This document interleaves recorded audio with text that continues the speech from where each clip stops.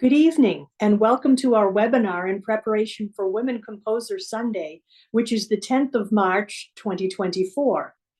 I'm Eileen Hunt, AGO President, and I am joined by members of our Task Force for Gender Equity, Nancy Cooper, Lynn Lowy, and Michelle Cardos.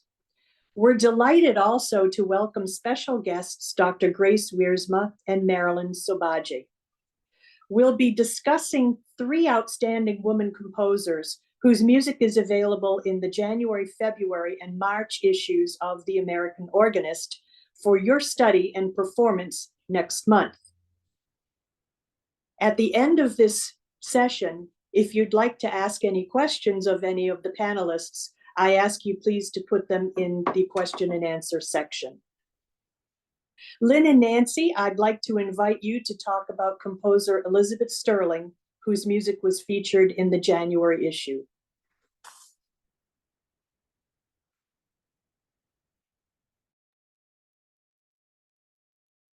Hello.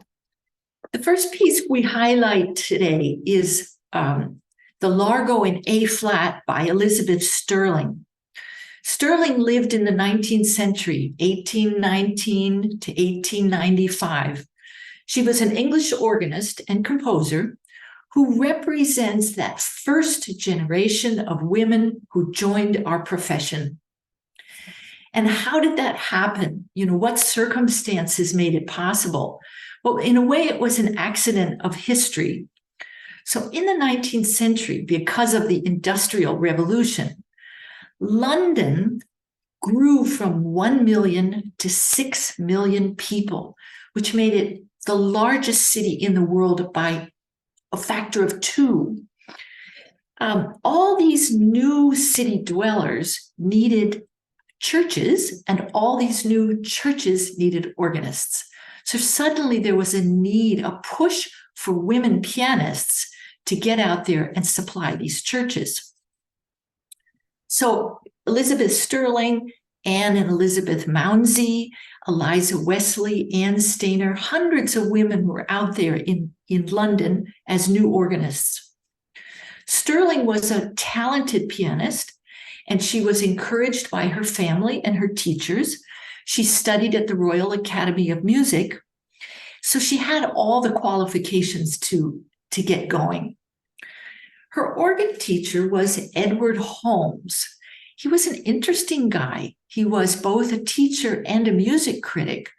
So, for example, he traveled to Germany and came back and wrote a book about the state of music in Germany. And he said, and there's this guy, J.S. Bach, whose music is out of this world. So he really was the conduit for that Bach revival in England. He taught Sterling, and she had, of course, was trained on this new Bach music. She had an impressive pedal technique. When English organs weren't standardized in any way, many had no pedal boards. She's the first person to perform Bach's St. Anne Prelude and Fugue in Britain. And Holmes was also a professional ally. When he retired from his job at All Saints Poplar, he may have recommended Elizabeth for the job because she succeeded him. So 20 years old, she takes his position, he's supporting her, and she then proceeds on a 40-year career at several churches. And in all, she worked her entire lifetime as a full-time musician with the same responsibility as her male colleagues. Lynn, that is such an amazing story, and I have to admit that I've known absolutely nothing about Elizabeth Sterling until very recently. How did you get interested in her? Well, a few years ago, there was a group of us were trying to think of ways to get more women, articles about women in TAO. So Anne Laver, who teaches at Syracuse University, and Christopher Holman, who was getting a PhD in musicology at Oxford, met over Zoom because it's the beginning of the pandemic, and we were brainstorming. So Christopher said, there's this great book, Judith Barger's Elizabeth Sterling and the Musical Life of Female Organists in 19th Century England. So I said, I'll read it. I loved it. I loved it because this was history I'd never heard before, certainly not in my curriculum as an undergraduate organ major. So it filled a big gap. So she researched all these organists. And women had played in country churches, filling in volunteer roles, but never before were they playing in London, in the urban churches. So it marks a point in history that we should be aware of when women join the profession. Yeah, that is an absolutely great book, and I recommend everybody go out and read it. And if you can't find it to purchase, you can always interlibrary loan, a great resource. Tell me about the Largo now, Lynn. Okay, so the Largo is a very lovely piece. It was published in 1857. It's written in a Baroque form, which is ABA, with little coda, and it has this sort of romantic color and affect. So it's an especially good piece of music when you consider the amount of pretty mediocre music that was going on in England at this time. There was a lot of amateur music making, popular ballads and parlor music to this, all sort of geared toward this new working class. There were huge amateur choirs. I mean, like a couple thousand in a choir, and they all needed music to sing. So, and printed music was now getting very inexpensive. Sterling was an organist for one of these large choirs, and she wrote at least 50 songs for these mass choirs. A little bit like Alice Parker, who was suddenly pressed into service to write for the LA Master Chorale. We have this choir, we need more music. Her best-selling piece was All Among the Barley. And that was obviously very simple music. But when it comes to her organ music, she writes really some more serious style. It has Handel, Bach, Mozart, Mendelssohn, all kind of in one. She knew Bach, of course, but she also knew Mendelssohn personally. She heard him play. She played his music. So she really knew this music in her bones. So I think of the Largo as sort of like a Mozart or Mendelssohn slow movement. And when you consider how little music we have from this time, it's a valuable addition. Great. But is it the only organ music that she wrote? Well, it comes from a collection called 6 Fugues for Organ on English Psalm Tunes and 8 Romantic Pieces, published by Novello in 1857. Are any of these usable today, say in a church service? Absolutely, every single one. Anyone looking for English music could play these pieces. We're taught about Handel, we're taught about John Wesley, but this music is equally accessible. Why do you think we need to know about her, Lynn? Well, I think we're all in the space where we're recognizing the importance of marginalized composers. They inform and correct our music history. We're missing good music, but we're also missing the historical narrative. It wasn't all men writing in big churches. There were women writing in smaller churches who were just as talented, but have been omitted, from the canon. And it's time to do some revisions. In 1837, Elizabeth Sterling played a recital, and the reviewer had this to say about her. This young lady is an unceasing object of astonishment. She performed 3 hours the most difficult preludes and fugues of Bach with such precision and mastery that it was unrivaled. We hope to see justice done to Miss Sterling. The prejudice against lady organists cannot remain, with such an example opposed to it. So to my mind, playing the works of Elizabeth Sterling is seeing justice done. Oh, yeah. So what did you find particularly inspiring about this lady organist, Lynn? Well, I have to say that I love her self-worth. She was going into a field where she doesn't look like everybody else. So it must have taken a certain backbone, a certain sense of chutzpah. There's this story I love where she wrote a composition and submitted it to Oxford University to get a Bachelor of Music degree. It was a psalm setting, Psalm 130 for 5-voice choir, orchestra, and organ. So no small ditty. And she submits it, and she is awarded the degree. But she didn't reveal her gender. And when they discovered it was a woman, they took it back, because Oxford does not award degrees to women, not until 1920. Oh, boy. Well, you mentioned Sterling's support system. Can you say any more about that? I think that was a huge piece. I mean, it must have been, right? It must have been a huge piece. So we know that her family paid for all those lessons. We know that her teacher really stood by her. There was also an organization called the Lady Organists Association.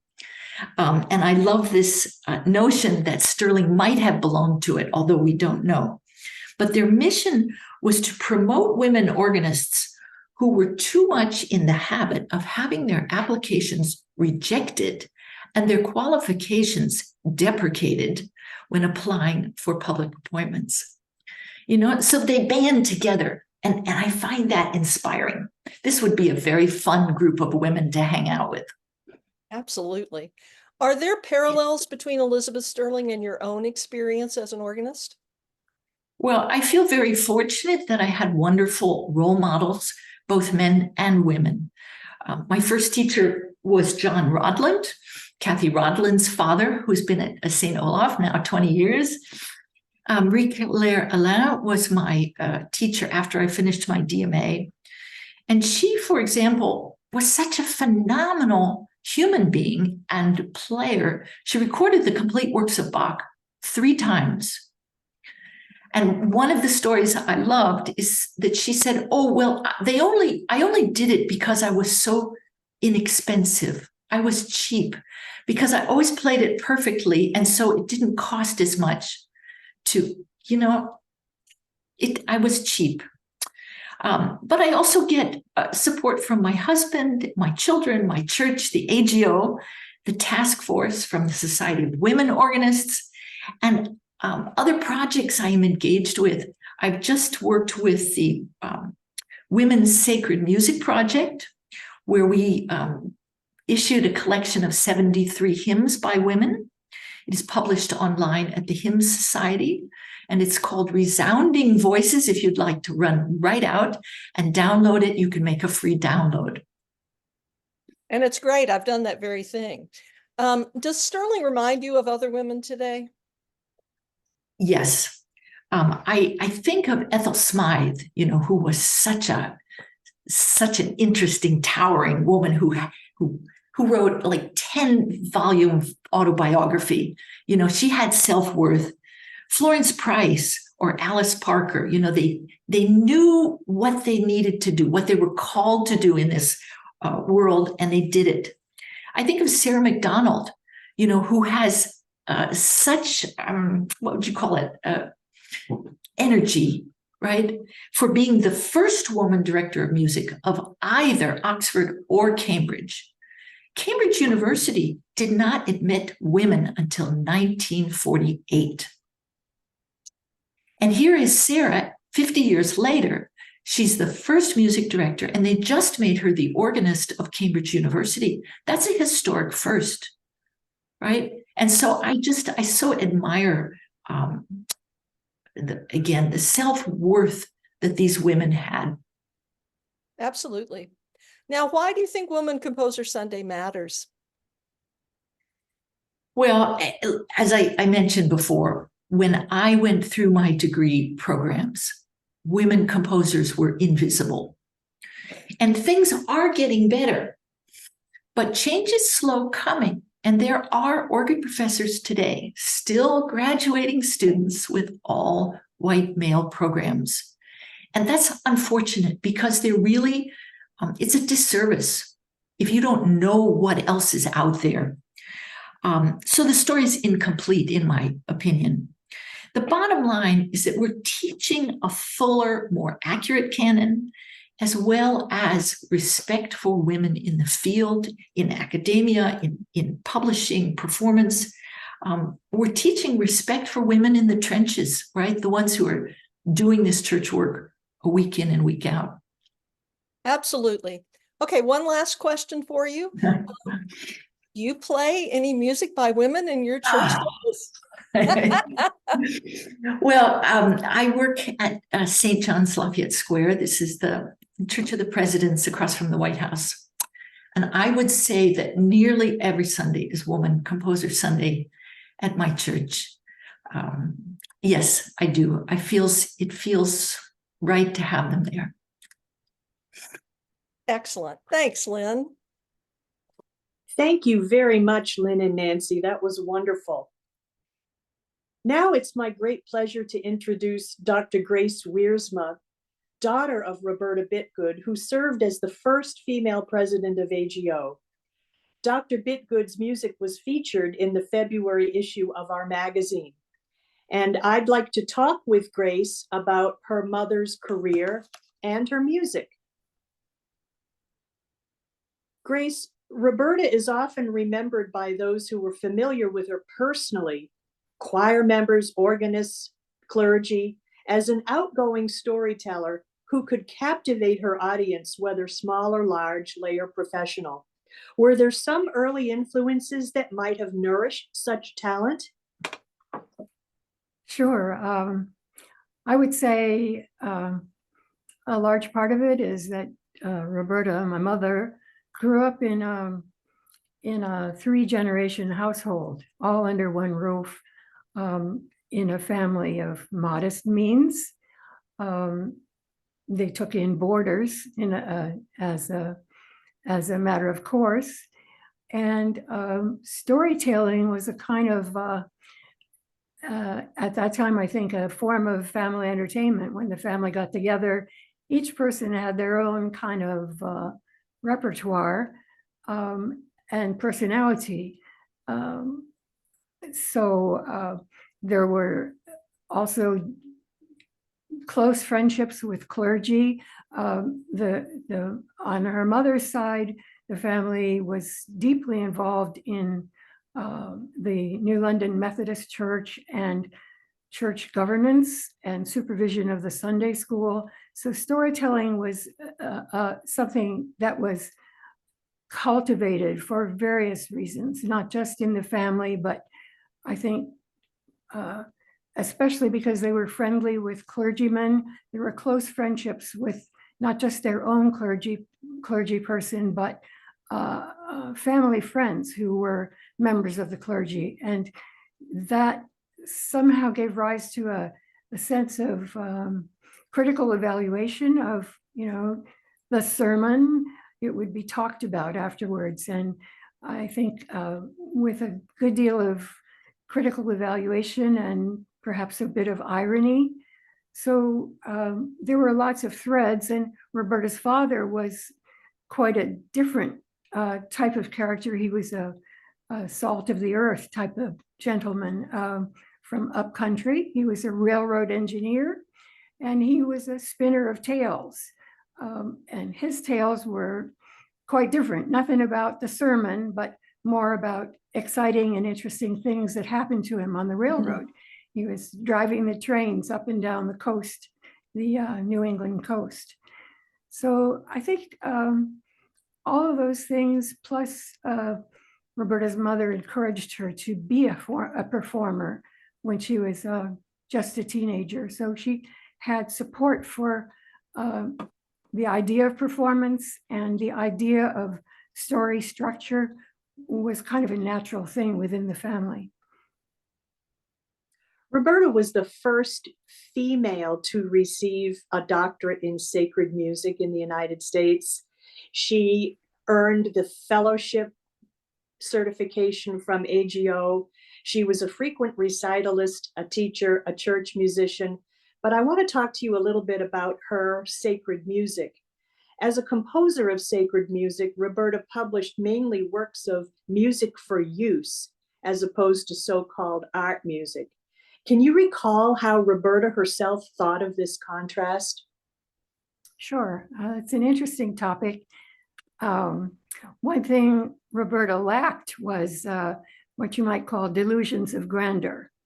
And she very much was aware of the demand for church music to be accessible and as well as inspiring. She was often in correspondence with her publishers and her teachers about particular pieces. For example, and some of this correspondence is preserved, so it's quite interesting to read.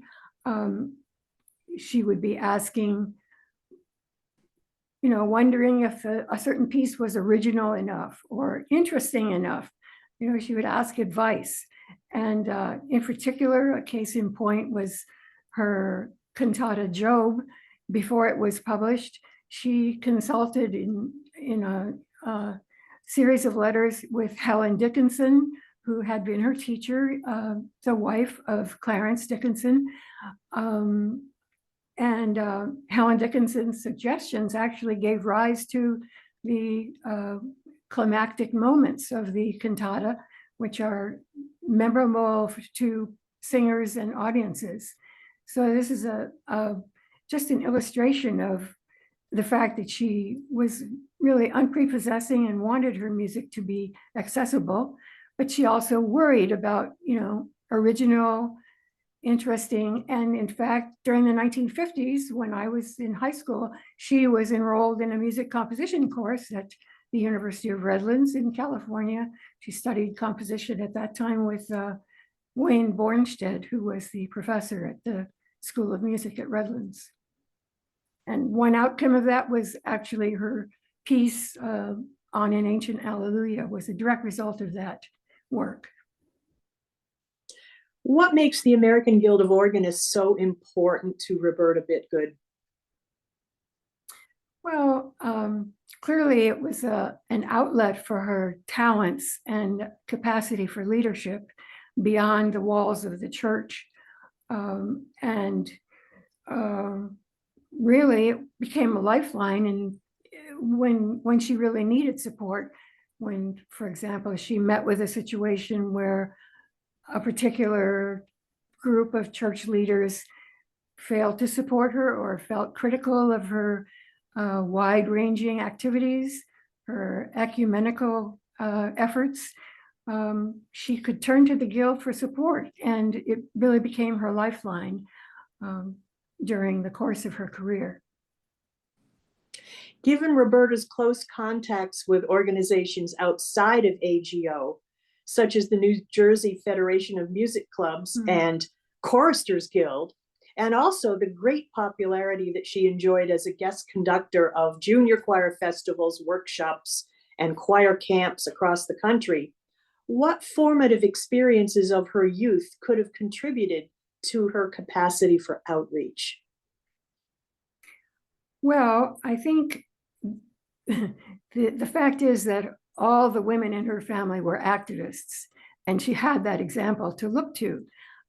It was just part of the family lore. Her grandma was, in fact, a supporter of the temperance mission and was also worked for women's suffrage. Her mother was involved in church governance, both locally and at the national level, and interested in the Methodist mission activities abroad. So these were important influences on her. I think, well, of course, there's then the infamous Christmas letter, which I can show you. It fills 2 pages. 2 pages, double-sided. I mean, double space, no double spacing. That's what I mean to say. So she was aware of the power of outreach in keeping her career bubbling. I'm sure that the Christmas letter resulted in a few invitations to direct and play. She kept in touch with all of her teachers and colleagues and classmates from Union Seminary throughout her life. Yes, her Christmas letters were legendary, and I was privileged to be on her mailing list for a while. How did Roberta select her organ students, and how did she relate to them?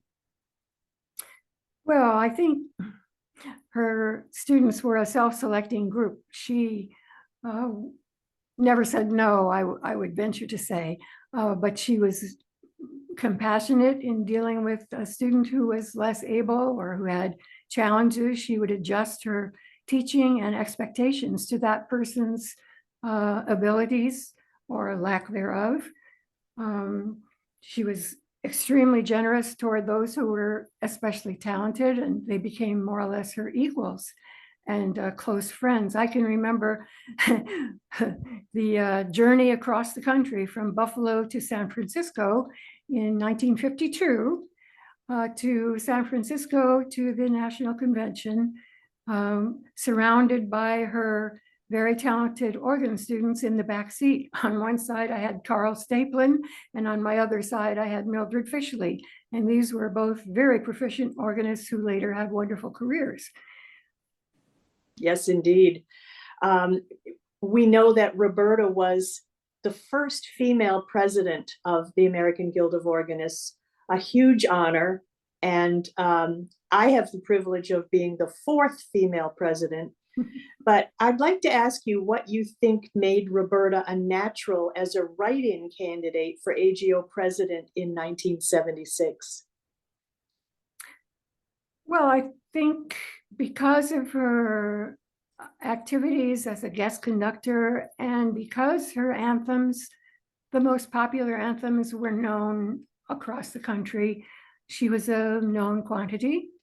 And people who had shared leadership roles with her in local chapters in various places across the country also knew of her dynamism and that she could push to get stuff done.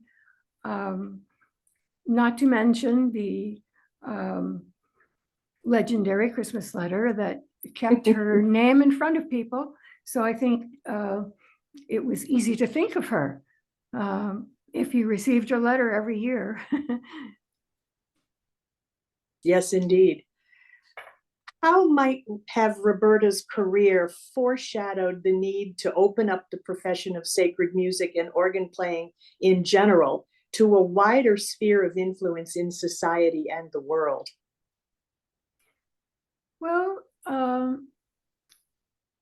I think she modeled the idea of ecumenical activity beyond the church, and because she was active in every community, organizing civic choral groups and the like.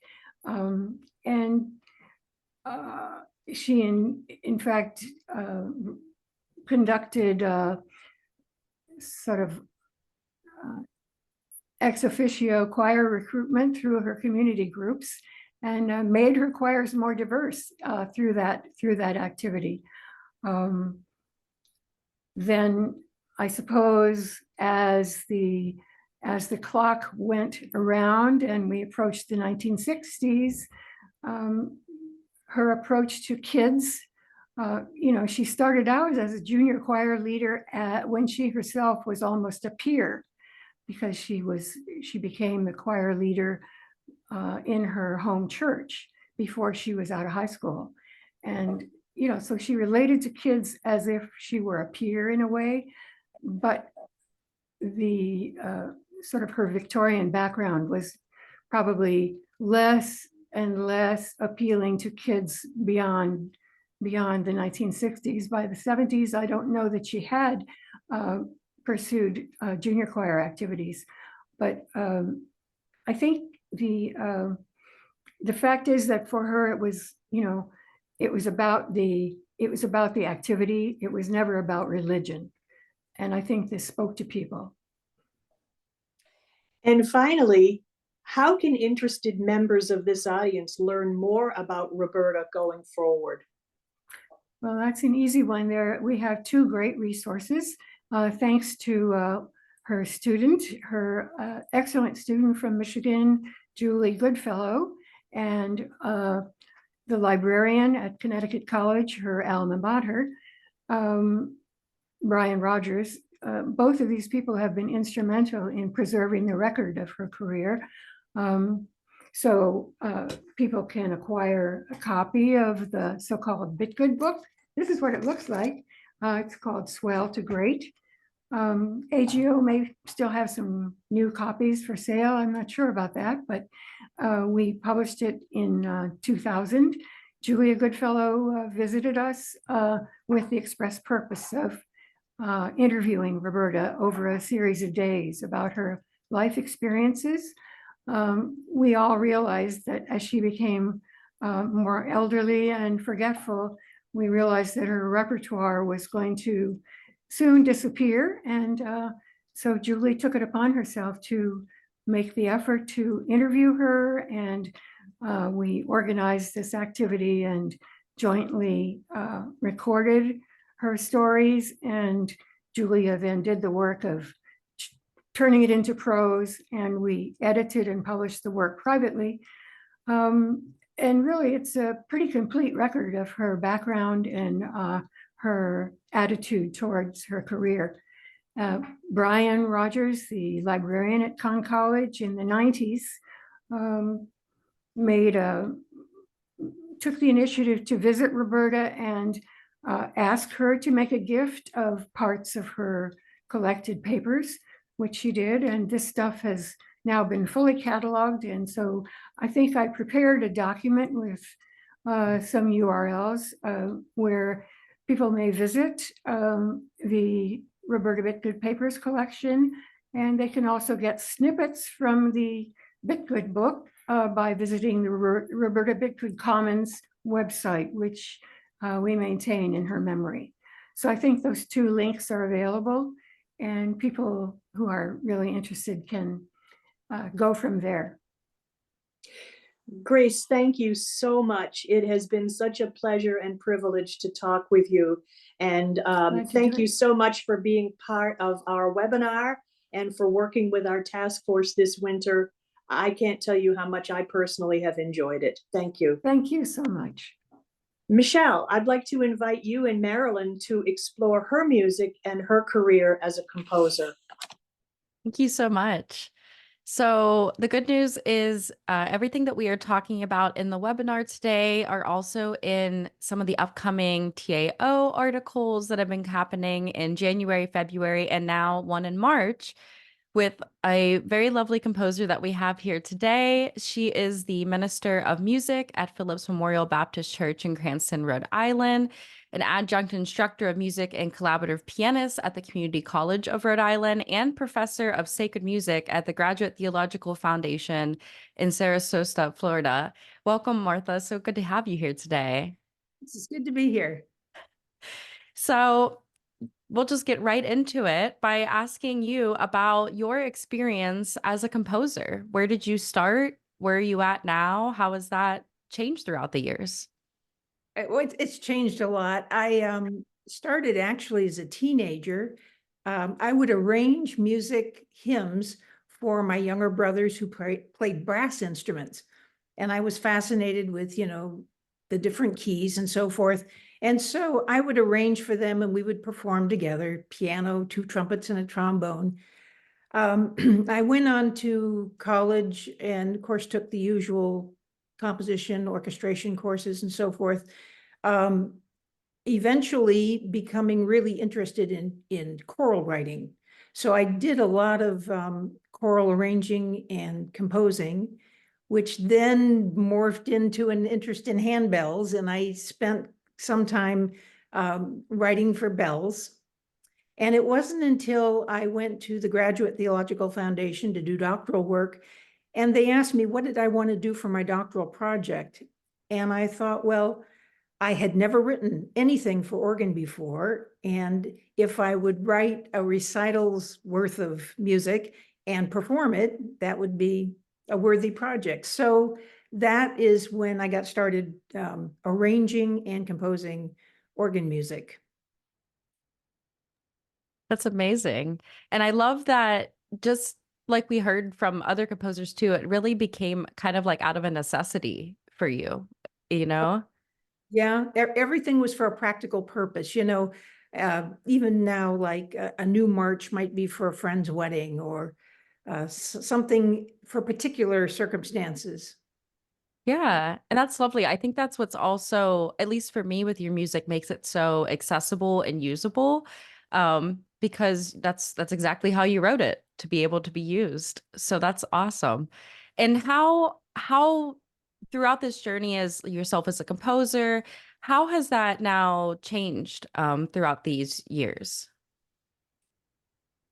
Well, I don't do as much composing as I did do since I've gotten so involved in my duties at school, teaching and accompanying, and these things seem to take a lot of time. But I think for any church musician, you wind up doing a lot of things over the course of your career.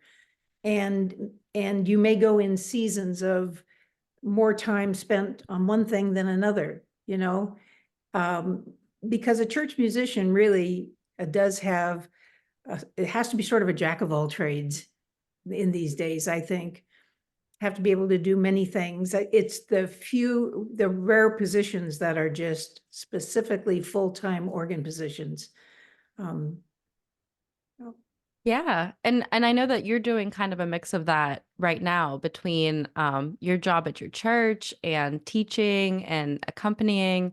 How do you think then throughout your career, how has the AGO supported you in your compositions and writing that type of thing?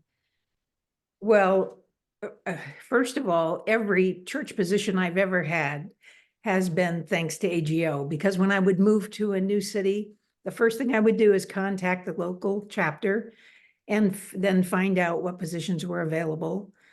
And so that took me to all of my church positions. But they've provided a lot of support and education along the way. It's a constant professional development, educational opportunities that never go away through your whole life. And a lot of important contacts made through AGO, places to perform, people to connect with, and it has been the one professional organization that I am still with. Others have come and gone, but membership in AGO is really key to everything. Yeah, thank you. Thank you. I think it's good. I know, especially as a young organist, just to hear the ways that careers take shape and how we find things throughout it. And I know that we are publishing one of your pieces. I think it just came out now in the March TAO. It is on Let Us Break Bread Together, the hymn tune. What do you want to say about that piece? Well, first of all, when I was told that this was the piece that was selected, thank you, Wayne, I was like, what? Did I arrange that piece? And I had to go back and look through my manuscripts, because in the publishing world, you submit things and it may be quite a while later that they come out. And this had come out in an Organist Companion in 2020 during COVID, when everything was pretty much shut down and no one was playing the organ and so on and so forth. So I had to go back and see what was this and go up and play it. It's like, oh yeah, this is me. I did this, but why did they pick this? It's like not one of my more brilliant pieces. And then I realized it's because it's not, is why it was selected, because it is very accessible for pretty much everyone.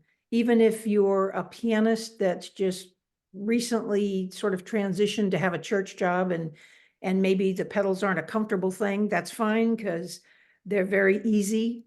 No matter what size instrument you have, this works for it. So while I was wondering why, of anything I had written, this was the piece that was selected, I think maybe for this occasion, it was the appropriate thing, because it is accessible for just about any organist at any level to be able to play with little or no preparation.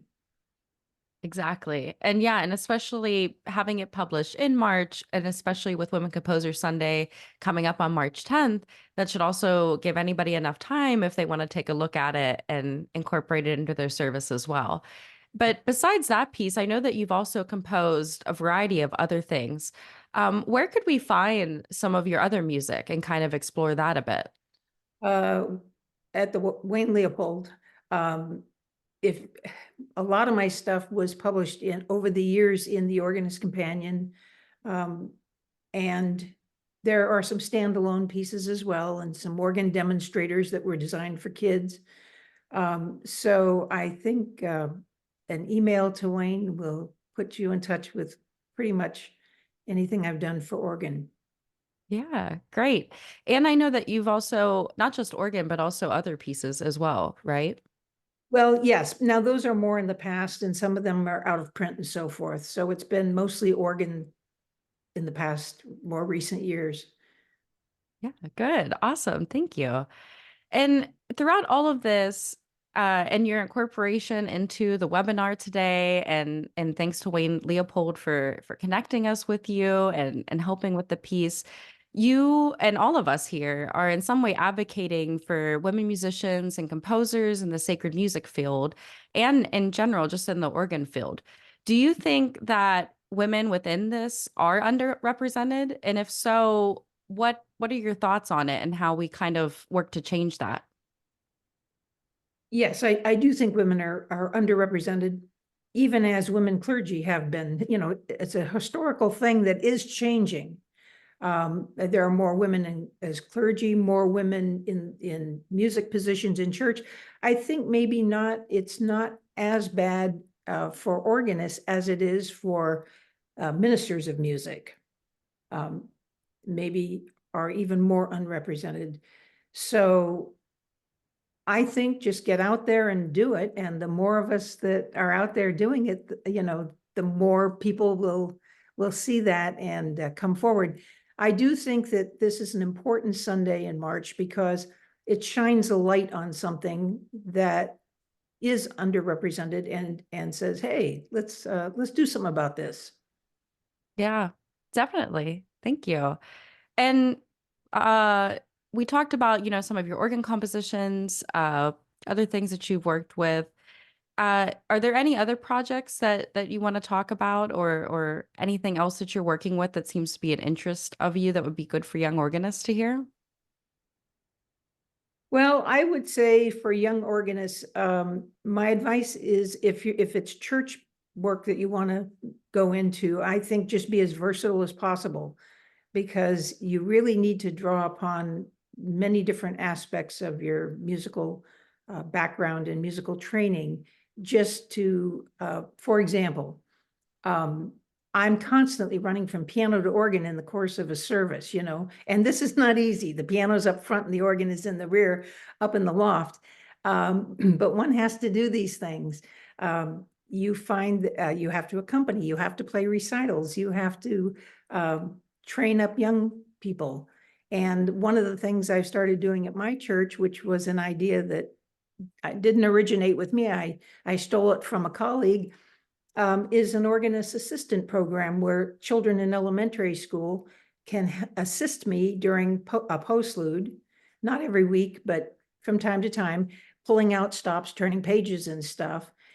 And they love it. For one thing, they can't believe the view from up there. And it's really good for them, to pull out stops at appropriate times, and it involves them further in the service. And sometimes it's a little bit of help to me. Yeah, thank you. I love that. And I love how there's been this theme of just support for everybody throughout this, and the importance of really not thinking you have to do it alone.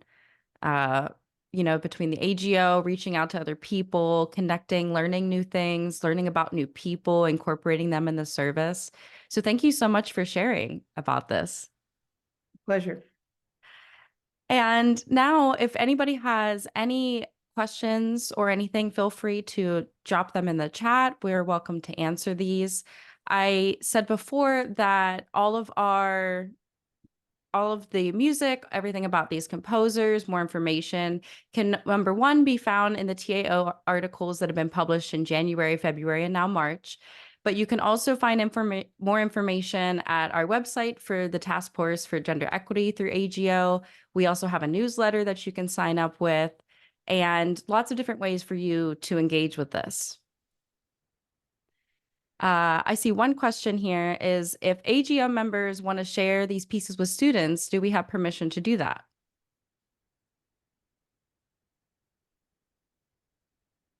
Go ahead, Eileen. Yes, we do. All of the copyright permissions were gathered by J.W. Arnold, who helped us get this all together. And yes, you're welcome to share these pieces with students or other colleagues. And everything is all taken care of. Play the music, enjoy it, and love it.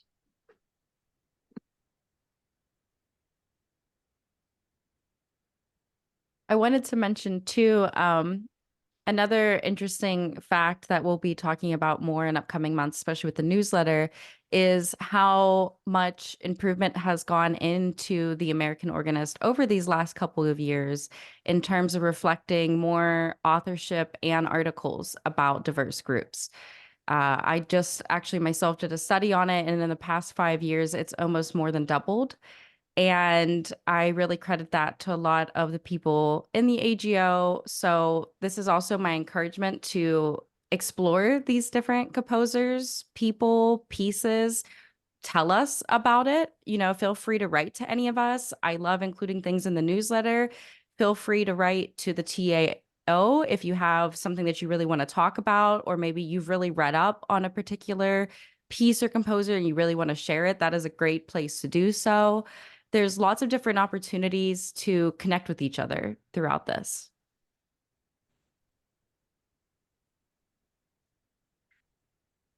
I think that's the only question we had. Does anybody have anything else they would like to add?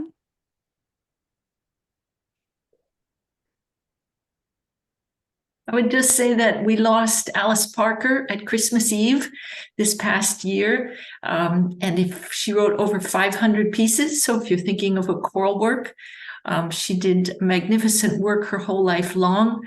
Her last piece was called On the Common Ground, and she wrote it to try to unite a divided country. She felt that singing together was what united us as a people. So it was a very powerful life that she led.